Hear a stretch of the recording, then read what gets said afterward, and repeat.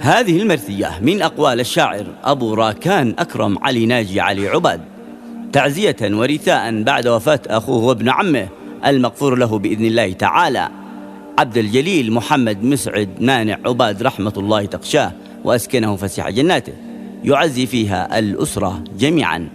أداء رياض حبابي. يا الله يا مجيب النداء يا نور الأمل والهدى، أترجاك وأتحمدا يا خالق جميع العباد. يا ربي عليك التراك واجب أحمدك واشكرك، واترجاك واستغفرك طول الوقت عدى الحصاد. براك يقول الحزن في داخل فؤادي سكن، جرح خاطري والبدن واحرمني منام الرقاد. فرقة عبد الجليل أخي الأخ الكريم السخي، يا دنيا عليه اصرخي وابكي يا حيود البلاد. قد جاه القدر والأجل أثناء ما مرض له حصل، وتوفى وعنا رحل موت صابنا بالحداد. موت هدنا كلنا واغرقنا في أحزاننا، مرتاح وذاق الهنا من كان مسندي والزناد. يا قهري وقهر اخوتي والوالد وكل اسرتي، فقدانه جرح مهجتي واحرق خاطري والفؤاد. الجيد الشقيق الهمام رمز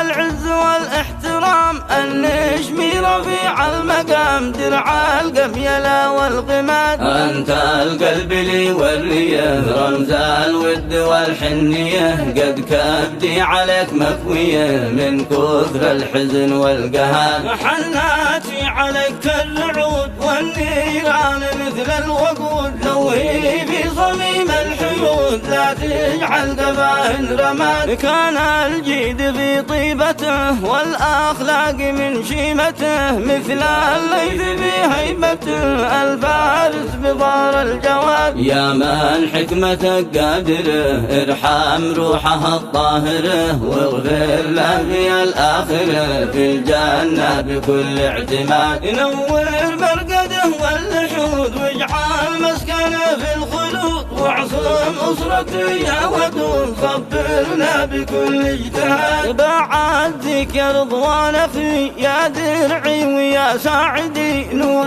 البيت والقايدي أنت غايتي والمراد. وعمر أخونا الهمام أنت درعنا والحزام، صبرك يا رفيع المقام بعد الحزن والافتقاد. صبرك بعد موت الفقيد مهما كان حزنك شديد، أجرك عند ربي يزيد بعد الصبر والاعتقاد. صبرك أنت رمز الكرم أنت يا أخي المحترم، معلاق الوفا والشيم فيها المعرفة والوداد. الله يصبر الوالد ذي كانت لهم سانده، بمرضهم جاهد كتب أجرها رب العباد. وعمامي أعز الرجال أهل القبيلة والنضال، فيها ماتهم كالجبال سيفي والسند والقماد. يا رضوان أخي صبركم أنت